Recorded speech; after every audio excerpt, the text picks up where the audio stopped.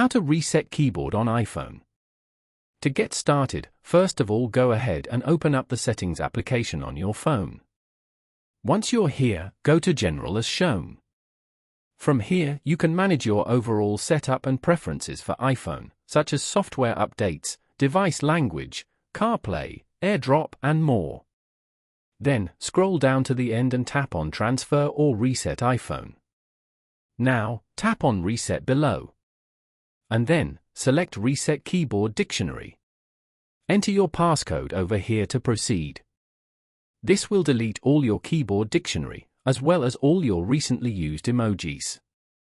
This way, you get more control over how you use your device.